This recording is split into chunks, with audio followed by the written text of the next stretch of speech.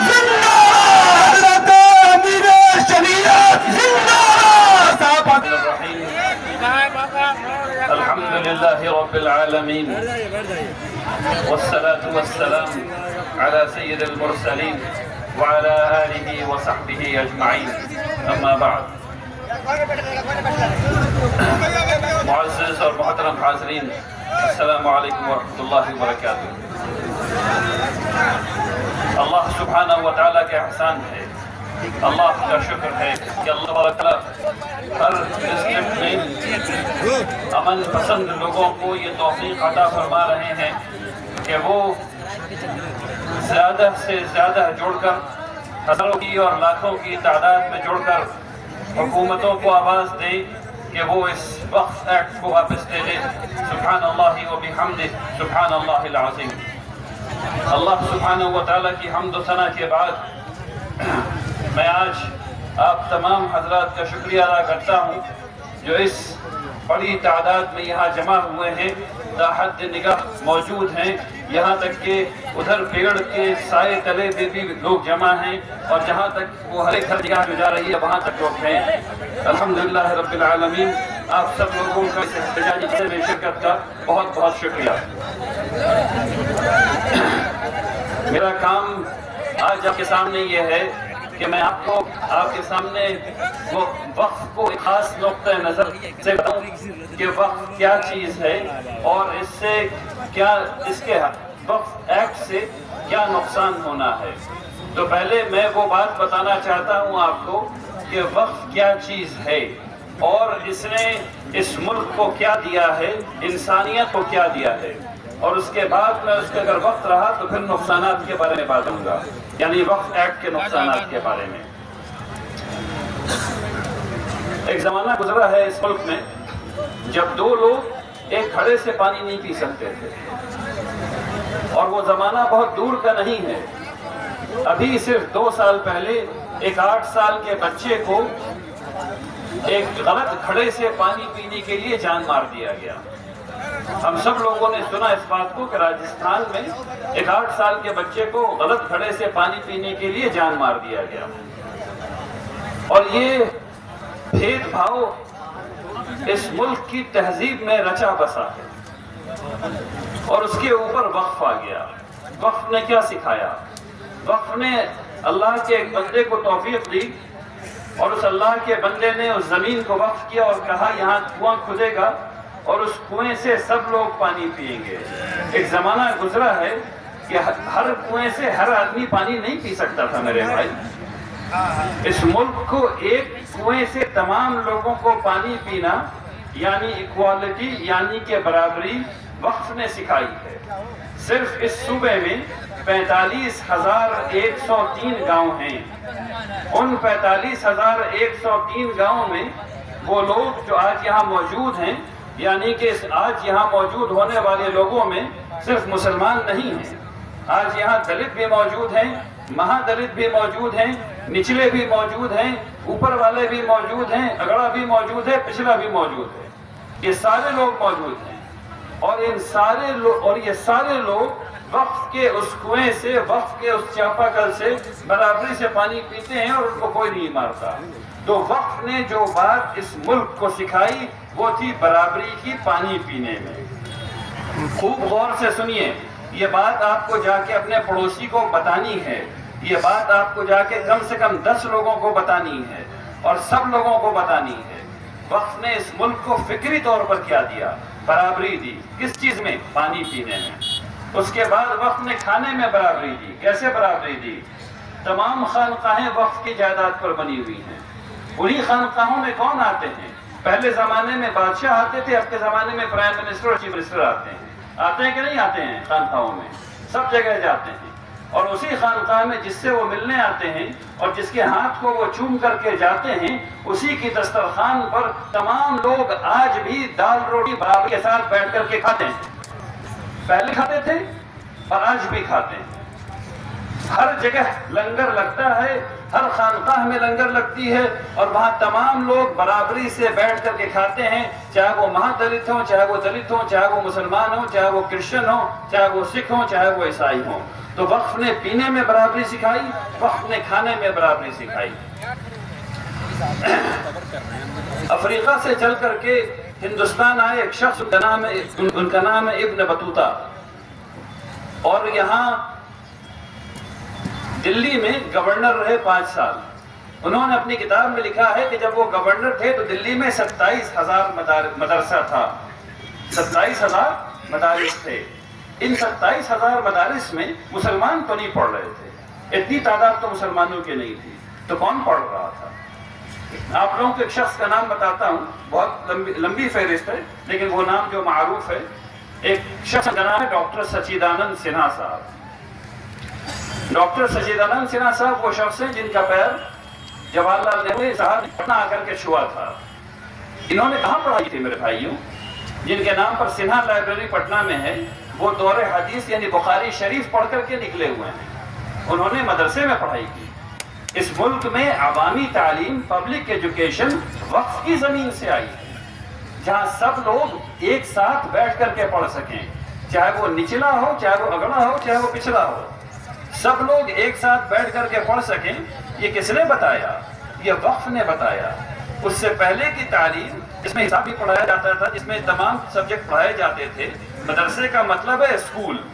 اس school میں تمام لوگوں کو عوامی تعلیم، پبلک ایجوکیشن فری، مفت میں کس نے دی؟ وقف کی جائیدادوں نے دی، کسی اور نے نہیں دی۔ تو میں نے آپ کو بتایا پینے میں وقف نے برابری سکھائی، کھانے میں وقف نے برابری سکھائی، تعلیم میں وقف نے برابری سکھائی۔ اب میں آپ کو بتاتا ہوں صحت کے بارے میں۔ جتنے بھی ہاسپٹل قائم ہوئے خلافت کے وقت میں اور اس ملک میں، وہ سب کے سب وقف کی جائیداد پر بنے۔ اس زمانے میں ان کو مستشفیٰ کہا جاتا تھا، اس زمانے میں ان کو مطب کہا جاتا تھا۔ اس مستشفیٰ میں، اس مطب میں یعنی ہاسپٹل میں اور کلینک میں جو علاج ہو رہا تھا مفت ہو رہا تھا، کسی سے پیسہ نہیں لگ رہا تھا، کیونکہ وہ وقف دے رہا تھا۔ اور وہاں علاج پوچھ کر کے نہیں کیا جاتا تھا کہ تم دلت ہو، مہا دلت ہو، ہندو ہو، مسلمان ہو، سکھ ہو، کرسچن ہو، پادری ہو، عیسائی ہو، کیا ہو، جو آ رہا ہے سب کا علاج ہو رہا ہے۔ تو آپ کے پینے میں، آپ کے کھانے میں، آپ کی تعلیم میں، آپ کی صحت میں۔ اور اس کے بعد سنیے، اگر کسی کو بھی تجارت کرنا ہے اور پیسے نہیں ہیں تو کسی اور کے پاس وہ جائیں گے، پیسہ ساہوکار کے پاس جائیں گے تو بیاج لگے گا، لیکن وقف کے پاس جائیں گے تو بیاج نہیں لگے گا۔ ایسے ادارے قائم تھے یہاں اس ملک میں جنہوں نے سکھایا کہ اگر کسی کو بھی وہ کرنا ہے، کیا کہتے ہیں اس کو، تجارت کرنی ہے، تو وہ سارے لوگ وقف سے جا کر کے پیسہ لے کر کے اپنی تجارت قائم کیا کرتے تھے۔ تو آپ کے پینے، آپ کے کھانے، آپ کے پڑھنے، آپ کی صحت اور آپ کی تجارت، یہ تمام چیز میں وقف آپ کی زندگی میں ایسے گھسا ہوا تھا اور فری۔ اب میں آپ کو بتاتا ہوں کہ آج کیا ہے۔ یہ تو تاریخ کی بات ہے، آج کیا ہے؟ آج بھی 45,103 گاؤں ہیں اور صرف 136 نوٹیفائڈ شہر ہیں بہار میں۔ ان 45,103 گاؤں میں جو لوگ مزدور کام کر رہے ہیں کھیتوں میں، وہ اکثر آپ دیکھیں گے وہ جس کنویں سے پانی پی رہے ہیں، اس کنویں کو جو کھودا گیا ہے وہ وقف کی زمین پر ہے اور کنواں وقف کیا ہوا ہے سب لوگوں کے پانی پینے کے لیے۔ آج بھی آپ خانقاہوں میں جائیں گے، آج بھی وہاں لنگر موجود ہے اور آج بھی وہاں سب لوگ ایک ساتھ بیٹھ کر کے کھانا کھا رہے ہیں، برابری کے ساتھ دال روٹی کھا رہے ہیں۔ آپ کو اس سے اہم بات بتاتا ہوں، بنگال میں، تامل ناڈو میں، کیرلا میں، مہاراشٹر میں، گجرات میں، اس ملک کے ہر ایک صوبے میں ہزاروں اسکول ایسے ہیں، primary school, middle school, high school, جو وقف کی جائیداد پر بنے ہوئے ہیں۔ میں حیدرآباد گیا، جس آڈیٹوریم میں میرا لیکچر رکھا گیا تھا وہ پورا کا پورا کمپلیکس وقف پر بنا ہوا تھا۔ اب ان تمام وقف کی جائیداد پر جو اسکول بنے ہوئے ہیں وہ اردو اسکول نہیں ہیں، وہ تامل زبان کے اسکول ہیں، وہ بنگالی زبان کے اسکول ہیں، وہ مراٹھی زبان کے اسکول ہیں۔ میں گیا بامبے اور میں نے دیکھا کہ ایک روڈ کے اس طرف مرد بچوں کے اسکول ہے اور اس طرف بچیوں کے اسکول ہے، اس میں 3,000 بچے اور اس میں 3,000 بچیاں مراٹھی زبان کے اسکول، اور وہاں مراٹھی زبان میں تعلیم ہو رہی ہے۔ تو اب یہ بتائیے کہ اس اسکول میں پڑھ کون رہا ہے؟ آج اسکول میں کون پڑھ رہا ہے؟ آج اس اسکول میں کم سے کم 88 سے 98% بچے غیر مسلم پڑھ رہے ہیں۔ میں آپ کو صرف بہار کی بات بتا دیتا ہوں۔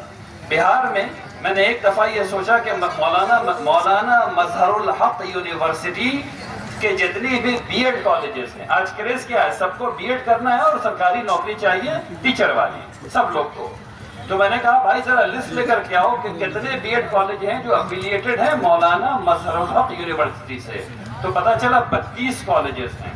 میں نے کہا اب اس میں فہرست لائیے کہ اسٹوڈنٹ کون کون ہیں. تو پتا چلا کہ 50 سے کم 40% بچے اس میں غیر مسلم، زیادہ سے زیادہ 98%. یعنی وقف کی جائیداد پر چلنے والے مسلمانوں کے ذریعے چلائے جانے والے ایک کالج میں 100 سیٹ میں 98 غیر مسلم بھائی پڑھ رہے ہیں.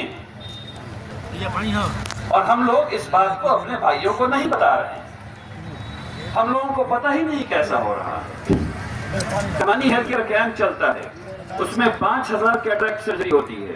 اس 5000 کیٹریکٹ سرجری میں 88% غیر مسلم بزرگ ہیں.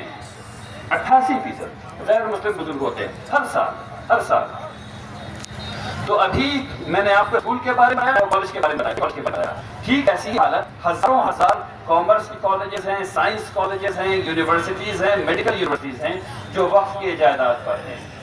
یہ قانون آنے کے بعد تمام یہ جائیدادوں کو ختم ہو جانا ہے. اس کے بعد جو نقصان مسلمانوں کا ہونا ہے وہ جائیداد کا ہونا ہے. جو غیر مسلموں کا ہونا ہے جو زیادہ ہے وہ سروس کا ہے. اب وہ بی ایڈ کر کے ٹیچر نہیں بن سکتے، اب وہ بی ایڈ نہیں کر پا رہے، اب وہ کامرس پڑھ کر کے سی اے نہیں بن پائیں گے، اب وہ سائنس نہیں کر سکیں گے، اب وہ ہائر ایجوکیشن میں نہیں جا سکیں گے. یہ بات آپ کو بتانی ہے، یہ بات آپ کو بتانی ہے تاکہ پتہ چل سکے کہ وقف صرف مسلمانوں کا مسئلہ نہیں ہے. وقف کی جو سروسز ہیں، وقف کی خدمات ہیں آج اس ملک میں، اس کو 88% سے زیادہ غیر مسلم اویل کرتے ہیں، اس کا فائدہ اٹھاتے ہیں. یہ بتانے کی ضرورت ہے آج، تاکہ سب لوگ آج جو آپ دیکھ رہے ہیں یہاں ہر رنگ کے لوگ موجود ہیں، ہر تنظیم کے لوگ موجود ہیں، ہر پولیٹیکل پارٹی کے لوگ موجود ہیں. آج یہ سب لوگ کے آنے سے جو اتحاد پیدا ہوا ہے، جو قوت ملی ہے، یہی قوت چاہیے اس ایکٹ کو ہٹانے کے لیے. آپ لوگوں کو اسی طرح متحد رہنا ہے اس ایکٹ کو ہٹانے میں. اب نقصان آتے ہیں ذرا، اور نقصان سے پہلے ایک بات اور آپ کو بتانا چاہ رہا ہوں کہ ابھی جو میں نے آپ کو برابری کا تصور دیا وقت کا، برابری کے تصور کے ساتھ ساتھ وقت نے اور اس ملک کو کیا کیا. اس ملک میں ایک نعرہ ہمیشہ لگتا ہے کانسٹیٹیوشن کے ساتھ، سنویدھان کے ساتھ سماجواد کا. سماجواد کہتا ہے روٹی کپڑا مکان، روٹی کپڑا مکان. وقف نے کہا اس میں ایک چیز اور بڑھا دو، اور اس کو کہا بہت پہلے، دستور بننے سے بہت پہلے، 1446 سال پہلے. وقف نے کہا کہ روٹی کپڑا مکان اور موت، یعنی مرنے میں بھی عزت ہونی چاہیے، ڈگنیٹی ہونی چاہیے. موت بھی بغیر ڈگنیٹی کے، بغیر عزت کے نہیں ہونی چاہیے. ایک وقت گزرا ہے، اس کو غور سے سنیے. وقف نے سوشل اسٹرکچر کو، سماجی معاشرتی اسٹرکچر کو کس طرح محفوظ کیا اور کس طرح لوگوں کو، لوگ جو غریب تھے ان کو کس طرح مضبوط کیا. اس کو سنیے اور سمجھیے اس کو، تاکہ آپ اس بات کو دوسری جگہ کہہ سکیں. ایک بچہ پیدا ہوا، وہ کس جگہ پیدا ہوا؟ وہ وقف کے ہاسپٹل میں پیدا ہوا. اس کو پیدا کرنے میں کس نے مدد کی؟ وہ نرس جو وقف کے ہاسپٹل سے ٹرین تھی، اس نے مدد کی. اس کے بعد اس زمانے میں عورتوں کا اکثر انتقال ہو جایا کرتا تھا ولادت کے زمانے میں. اب اس ماں کا انتقال ہو گیا، لیکن بچے کو دودھ چاہیے. اس دودھ کا انتظام کون کرے گا؟ وہ جو بوا آئیں گی اس کو دودھ پلانے کے لیے اس کی تنخواہ کون دے گا؟ وہ وقف دے گا. اس کے بعد وہ بچہ بڑا ہوا، اس کی تعلیم کا انتظام کون کرے گا؟ اچھا ابھی نوٹس کیجئے، ابھی تک باپ نے ایک پیسہ خرچ نہیں کیا، دادا دادی نے ایک پیسہ خرچ نہیں کیا. اب وہ بچہ بڑا ہو رہا ہے، بچہ بڑا ہو گیا ہے اور اس کو اسکول جانا ہے، مدرسہ جانا ہے، تو وہ کون دے گا؟ وہ وقف دے گا، وہ بھی مفت ہوگا. اس کے بعد وہ تھوڑا اور بڑا ہوا ہے، اس کو ہائر اسٹڈیز میں جانا ہے، اس کو اونچی تعلیم حاصل کرنی ہے، وہ کون کرائے گا؟ امام غزالی کہاں سے پڑھ کے نکلے بھائی؟ وقف کی جائیداد سے پڑھ کر کے نکلے. جتنے علماء نکلے ہیں بڑے بڑے، وہ سب وقف کی جائیداد کے پڑھے ہوئے ہیں. انہیں اس پہ جو مدرسہ قائم تھا اس پر انہوں نے پڑھائی کی. تو وہ آگے بڑھا، اس نے اونچی تعلیم حاصل کرنی ہے، وہ کہاں سے کرے گا؟ وہ وقف کی جائیداد سے کرے گا. اس میں بھی کوئی فیس باپ ماں کو دینی نہیں پڑی ہے. اس کے بعد اس کی شادی ہو رہی ہے اور لڑکی جو آ رہی ہے اس کے پاس کپڑا نہیں ہے، کپڑا کون دے گا؟ وقف کی جائیداد سے کپڑا ملے گا. اس کے پاس حالانکہ زیور نہیں ہے، زیور کون دے گا؟ وقف کی جائیداد سے اس کو زیور ملا کرتا تھا. اس کے بعد اس کی نوکری چاہیے، انٹرسٹ والا، وقف والے دیں گے. تو وقف سے پیسہ لے کر کے اپنا انٹرسٹ کرے گا اور وہ پیسہ اس کو، اس کے بعد وہ اس کو جب وہ اس کو روحانیت آئے گی، اس کو دل کرے گا نماز پڑھنے کے لیے، تو وہ کہاں جائے گا؟ وہ وقف کی جائیداد پر بنی ہوئی جو مسجد ہے اس پر جا کر کے نماز پڑھے گا، اور اس پر نماز پڑھ کر کے اللہ سے رو لگائے گا۔ اس کے بعد اس کا انتقال ہوگا اور اس کو کفن اور دفن دونوں دیا جائے گا، اور وہ بھی مفت ہوگا، اور وہ بھی وقف کی جائیداد پر ہوگا اور وقف کے پیسے سے ہوگا۔ ایک پیسہ آپ کے پورے میجر لائف ایونٹ میں جو گزر گیا، ایک پیسہ آپ کا نہیں لگنا ہے۔ ایک غریب بھی اگر وقت صحیح ڈھنگ سے قائم ہو جائے، جو خلافت کے زمانے میں ہر کمیونٹی میں کیا گیا، جو خلافت کے زمانے میں ہر کمیونٹی میں کیا گیا کہ ایسی ایسی جائیداد بنائی گئی، ایسا ایسا وقت قائم کیا گیا جس سے کہ پورے معاشرے کو مالی تعاون ملا اور سب لوگ باعزت زندگی گزار سکیں اور برابری کی زندگی گزار سکیں۔ تو آپ کو وقف نے برابری سکھائی، اور آپ کو وقف نے یہ بتایا کہ اگر ایسا کام کرو گے تو میجر لائف ایونٹ میں پیسہ دینے کی ضرورت نہیں ہے، سب کام وقف کے ذریعے ہو جائے گا۔ یہ وہ دو تصورات ہیں وقف کے جو آپ کو سمجھنے ہیں اور آپ کو بتانے ہیں، تاکہ سب لوگوں کو پتہ چلے کہ وقف کی جو خرابی پیدا ہوئی جب انگریزوں نے دیکھا کہ حکومتیں کیسے کام کرتی ہیں، وہ ٹیکس جمع کرتی ہیں، پھر ٹیکس آپ کو دیتی ہیں تاکہ آپ ان کے تابع رہ سکیں، ٹھیک ہے نا۔ انگریزوں نے دیکھا کہ یہاں تو کچھ ہو ہی نہیں رہا، اس گروہ کو، اس معاشرے کو میری ضرورت ہی نہیں ہے، یہاں پیدا ہونے سے لے کر کے مرنے تک کا انتظام لوگوں نے کر رکھا ہے، وقف کی جائیداد سے ہو رہا ہے۔ تو انہوں نے وقف کی جائیداد کو خراب کرنا شروع کیا، وقف کی جائیداد کو سلب کرنا شروع کیا۔ پھر آواز اٹھی کہ آپ ایسا نہیں کر سکتے ہیں، تو 1864 کا وقف ویلیڈیٹنگ ایکٹ بنا پہلی دفعہ، اور وہاں سے خرابی شروع ہوئی، اور وہاں سے خرابی شروع ہوئی۔ اور پھر ہم لوگ چونکہ ہار گئے انگریزوں سے، اس لیے سارے تصورات ہمارے ضائع ہو گئے، ہم لوگ بھول گئے اس بات کو۔ لیکن اس وقف ایکٹ نے ہمیں وہ موقع دے دیا ہے، اور اس وقف ایکٹ کو ہٹانے کا یہ سب سے اہم ذریعہ ہے۔ اگر ہم لوگ وقف کے تصور کو دوبارہ لڑ کر کے حاصل کر لیں، وقف کے بارے میں اتنا پڑھیں اور اتنا پڑھائیں کہ حکومتوں کو پتہ چل جائے کہ اچھا جو ہم ختم کرنے گئے تھے وہ زیادہ اچھے طریقے سے واپس آ رہا ہے۔ یہ بات سمجھ میں آ گئی ہے لوگوں کو کہ وقف سے برابری کا تصور ایسے آئے گا، یہ بات سمجھ میں آ گئی ہے لوگوں کو کہ غربت ایسے ہٹائی جائے گی۔ اگر یہ بات ہم لوگ کرنا شروع کر دیں تو یہ ایکٹ ایسے ہی ہٹ جانے والا ہے 1-2 دن میں، اگر یہ بات کرنا شروع کر دیں، اگر یہ بات کرنا شروع کر دیں۔ اب اس بات کو سمجھیے کہ اس سے جو نقصان ہے، میں نے آپ کو بھی بتایا کہ ہمارے غیر مسلم بھائیوں کا کیا نقصان ہے۔ تو ان کا نقصان یہ ہے کہ ان کی تعلیم اور جتنے ہاسپٹل جو وقف کی جائیداد پر آج ہیں، مثلا میں آپ کو بتاتا ہوں، بامبے میں ایک ہاسپٹل ہے جہاں تقریباً 25-30 وہ مشین لگی ہوئی ہے، اس کی کیا کہتے ہیں، وہ جو خون کو ڈائلیسس مشین لگی ہوئی ہے، اور وہ وقف کی جائیداد پر ہے، اور وہاں بالکل معمولی پیسے میں وہ ڈائلیسس کیا جاتا ہے، بالکل معمولی پیسے میں ڈائلیسس کیا جاتا ہے۔ اس میں 90% سے زیادہ غیر مسلم بھائیوں کا علاج ہوتا ہے، پیسہ تمام مسلمانوں کا لگا ہوا ہے، علاج 90% زیادہ غیر مسلم بھائیوں کا ہوتا ہے۔ تو اس سے جو نقصان غیر مسلم بھائیوں کا ہے وہ یہ ہے کہ ان کی تعلیم چلی گئی، اور وہ یہ ہے کہ ان کی صحت جو بن رہی تھی وہ تباہ ہو گئی۔ مسلمانوں کا نقصان یہ ہے کہ ان کی جائیداد تباہ ہو گئی، مسلمانوں کا نقصان یہ ہے کہ ان کی جائیداد تباہ ہو گئی۔ اب یہ کسی کیپٹلسٹ کو دی جائے گی جس میں وہ کچھ کام کریں گے اور کام کر کے فائدہ کمائیں گے اپنے لیے، یہ اصل بات ہے۔ اب اس میں مسلمانوں کا جو نقصان ہے، اور چونکہ وقت بہت ہو گیا اس لیے میں اپنی بات ختم کروں گا، اس لیے غور سے سنیے۔ میں نے اب تک 3-4 دفعہ اس بات کو کہہ دیا ہے، اور آپ لوگوں نے غالباً یوٹیوب میں بھی سن لیا ہوگا، لیکن میں آپ سے پھر دوبارہ پوچھ لیتا ہوں، شاید کسی نے نہ سنی ہو۔ آپ میں سے کتنے لوگوں نے اپنے والد صاحب کی قبر کا، اگر انتقال ہو گیا ہو خدا نخواستہ، تو والد صاحب کی قبر کا پیسہ دیا تھا؟ کتنے لوگوں نے؟ ایک آدمی نہیں بھائی، ایک آدمی نہیں۔ وقف کی جائیداد کی یہ برکت ہے کہ ہم لوگوں کو اپنے لوگوں کے لیے قبر نہیں خریدنا پڑتا۔ لیکن امریکہ اور یورپ میں جا کر کے دیکھ لیجیے، باقاعدہ پلاٹنگ ہوتی ہے، جیسے گھر کی پلاٹنگ ہوتی ہے نا، بزنس ہے۔ لوگ بڑا بڑا لینڈ شہر کے باہر 25 کلومیٹر 30 کلومیٹر 50 کلومیٹر خریدتے ہیں، اور اس کو خوبصورت لینڈ اسکیپنگ کرواتے ہیں، ہرا ہرا پیڑ ویڑ لگاتے ہیں، اس میں گول گول روڈ بناتے ہیں، اور اس کے بعد اس کی پلاٹنگ ہوتی ہے، اور پلاٹنگ کر کے ہر ایک قبر 15 لاکھ 16 لاکھ 20 لاکھ روپے میں بکتی ہے، اور لوگ اس کو خریدتے ہیں اور پھر اس میں دفن ہوتے ہیں۔ اس ایکٹ کے بعد جو ہونے والا ہے ریئلسٹکلی وہ یہ ہونے والا ہے کہ آپ میں سے ہر ایک آدمی کو اپنے والد کی اپنے اماں کی خریدنی پڑی. اب دیکھ لیجیے کہ آپ لوگوں کے پاس یہ اتنا پیسہ ہے خریدنے کا کہ نہیں خریدنے کا ہے. اس بات کو دیکھ لیجیے.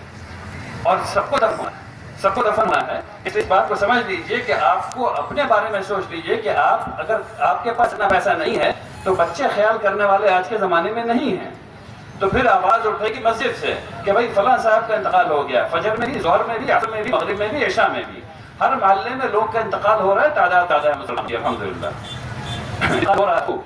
تو ہر جگہ ہر مسجد میں یہ آواز اٹھے گی کہ بھائی ان کے پاس پیسہ نہیں ہے، اب قبر کا پیسہ دیجیے. اور جس کا پیسہ جمع نہیں ہو سکے گا اس کو سمجھ لیجیے کہ کیا ہوگا اس کا. اس بات کو سمجھ لیجیے کہ کیا ہونے والا ہے. تو اگر ایسی چیزوں میں نہیں پڑھنا ہے، اس کے بعد مسجد ہے. تمام مساجد جتنی ہیں وہ سب کے سب وقت کی جائیداد پر ہیں اور وہ سب کے سب ختم ہو جانی ہیں. تو نماز کہاں پڑھنے والے ہیں آپ؟ جو آپ کی عیدائیں ہیں وہ ختم ہو جانے والی، تو نماز کہاں پڑھنے والے ہیں آپ؟ اور اگر ان سب چیزوں سے ہونے سے بچانا ہے تو جو میں نے آپ بتائی ہے وہ اپنے بھائیوں کو بتائیے، برادران وطن کو بتائیے، تمام لوگوں کو بتائیے. متحد رہیے اور جڑے رہیے اور اس احتجاج کو کرتے رہیے. ایک بات کا خیال رکھیے، ہم لوگوں کو اس احتجاج کو جمہوری طور پر نان وائلنٹ طریقے سے پیسفلی کرتے رہنا ہے. آج کے احتجاج میں کچھ لوگوں کو شاید لگ رہا ہو کہ ہم لوگوں نے حق ادا کر دیا. نہیں، ابھی بسم اللہ بھی نہیں ہوئی، ابھی ڈھنگ سے بسم اللہ بھی نہیں ہوئی میرے بھائی. ہم لوگوں نے ابھی شروعات کی ہے. یہ پہلا دور ہے. اس کے بعد تو ادوار آتے رہیں گے جب تک کہ یہ قانون واپس نہیں ہو جاتا. ہم لوگ احتجاج کرتے رہیں گے جب تک کہ یہ قانون واپس نہیں ہو جاتا. اب اس سلسلے میں ہمارے شریعت کو بنایا ہے جو آپ لوگ، اس میں سب سے اہم بات یہ ہے کہ ہم لوگوں کو رسول اللہ صلی اللہ علیہ وسلم کی ایک سنت کو زندہ کرنا ہے. اور وہ سنت ہے جمعرات اور پیر کے روزے کی. تو ابھی صرف جمعرات کے روزے کے بارے میں بات کر لیتے ہیں. ہر جمعرات کو ہم لوگ روزہ رکھیں گے تاکہ ہم لوگوں کو ایمانی صحت مل سکے، تاکہ ہم لوگ احتجاج کر سکیں. ہر جمعرات کو انشاءاللہ کریں گے، روزہ رکھیں گے سب انشاءاللہ. اور اس کے ساتھ ساتھ اتنا ہی ضروری ہوگا اجتماعی افطار. یاد رکھیے اس بات کو، روزہ بھی رکھنا ہے اور اجتماعی افطار بھی کرنا ہے. یعنی کہ مسجد میں یا کھلی جگہ افطار کرنا ہے، اور تاکہ وہ لوگوں کو دکھے کتنے ڈھیر سارے لوگ روزہ رکھ رہے ہیں، قوت آ رہی ہے. آپ کے ذہن میں بھی رہے کہ وقف ایک چیز ہے جس کے احتجاج چل رہا ہے اور اس کو اجتماعی طور پہ کرنا ہے. اس کے علاوہ ہم لوگ جمعرات کو کچھ کریں گے، جمعہ کو کچھ کریں گے، سنیچر کو کچھ کریں گے اور اتوار کو کچھ کریں گے. ان 4 دنوں میں ہر ہفتے ایک نئے ایکٹیویٹی ہوتی رہے گی اور آپ لوگوں کو اس کے بارے میں انشاءاللہ امارت کی طرف سے ہدایت آتی رہیں گی تاکہ وہ کام ہوتا رہے باذن اللہ تعالیٰ. ایک اور بات یہ ہے کہ آپ سب لوگوں کو ہر جمعے کو کالی پٹی لگا کر کے نماز پڑھنے جاتے رہنا ہے جب تک کہ یہ ایکٹ واپس نہیں ہو جائے. اس کو بھولنا نہیں ہے، وہ لگا کر کے رکھنا ہے انشاءاللہ. دیکھیے اب چونکہ وقت بالکل نہیں ہے، اس لیے میں چاہتا ہوں کہ آپ سب لوگ میرے ساتھ یہ عہد کریں، اور اس عہد کے لیے میں چاہتا ہوں کہ آپ سب لوگ کھڑے ہو جائیں، اور یہاں بھی کھڑے ہو جائیں اور وہاں بھی کھڑے ہو جائیں انشاءاللہ.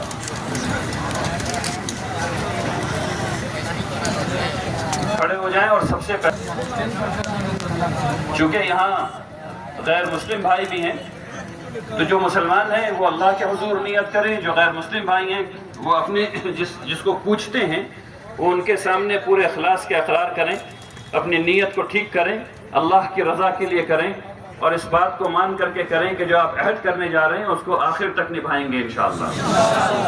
تو اب جو میں کہتا ہوں میرے پیچھے دہرائیے. میں یہ عہد کرتا ہوں کہ میں اس وقت تک احتجاج کرتا رہوں گا جب تک یہ کالا قانون واپس نہیں لیا جاتا. آمین. اللہ آپ کے اس عہد کو قبول فرمائے. تشریف رکھیے.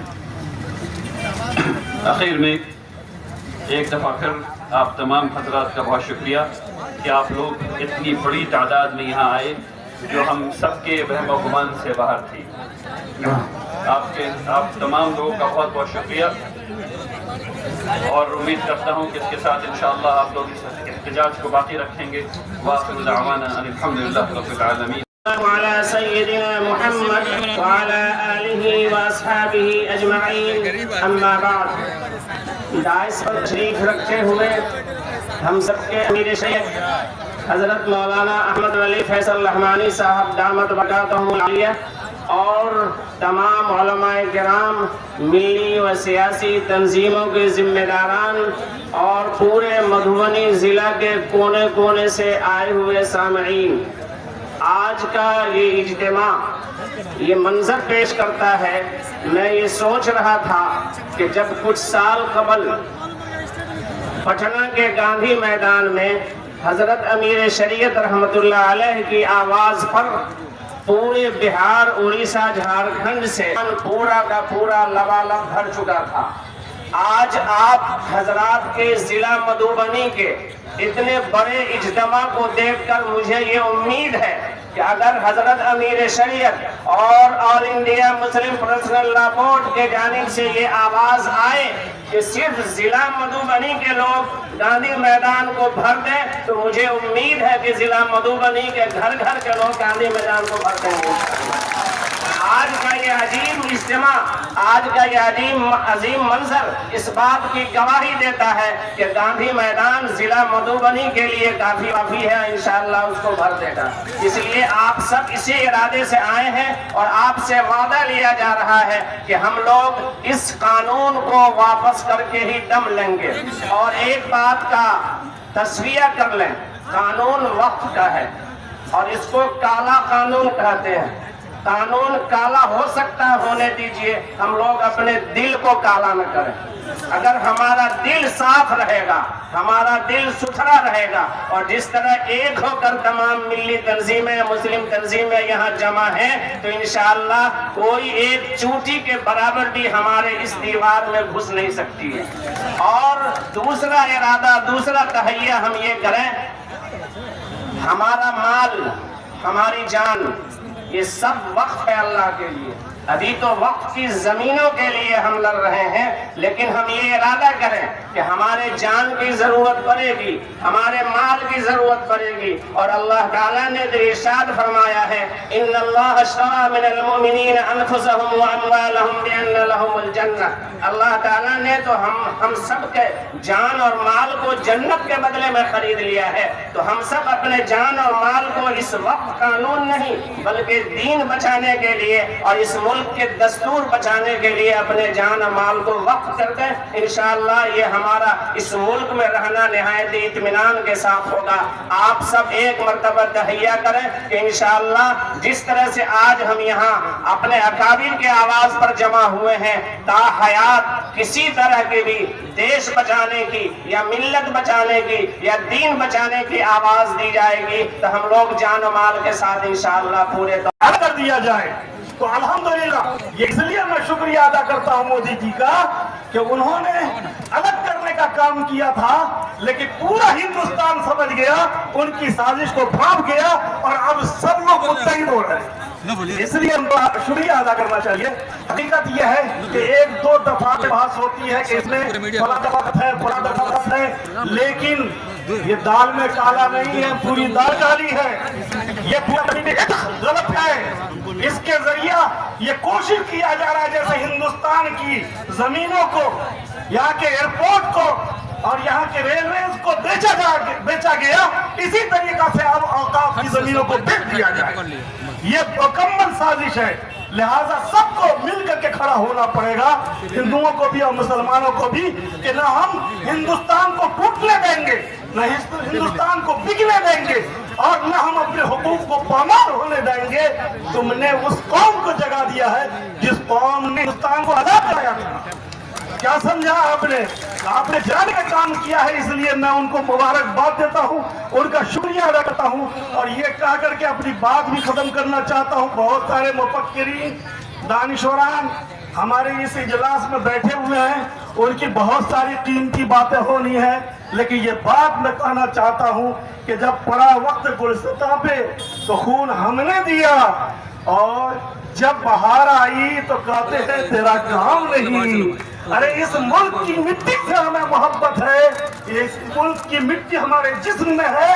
बल्कि मैं ऐलान करके कहता हूँ कि कोई अगर विदेश जाता है तो एक ईमान वाला यहाँ की मिट्टी को लेके जाता है कि अगर कहीं पानी नहीं मिला तो इस मिट्टी से तयम्मुम करके हम अपने अल्लाह को राजी करेंगे। लिहाजा तुम हिंदुस्तान की मिट्टी से मुसलमानों को अलग नहीं कर सकते हो और मुसलमान इस मुल्क को बटने नहीं देगा। ये मुसलमान जाग चुके हैं और अभी हमने अहद किया है कि उस वक्त तक जागे रहेंगे जब तक कि इस काला कानून को वापस नहीं लिया गया।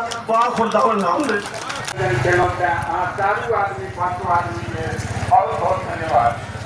अगला बात कहा जाएगी नई बात के लिए चिंता हम सब रहना है। इसका 1 साल पहले RSS